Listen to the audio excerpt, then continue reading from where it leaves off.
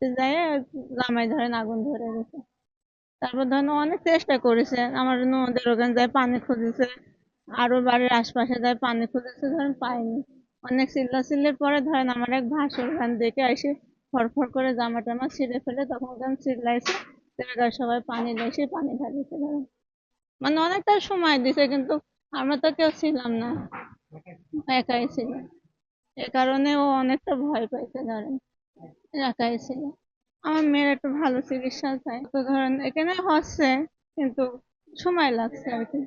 আহ, যদি আমাকে যাতে ই করতে হলে ওকে ধরেন খাওয়াইতে পারতাম, ডাক্তার বলেছে অনেক কিছু ধরেন খাওয়াতে আর কি।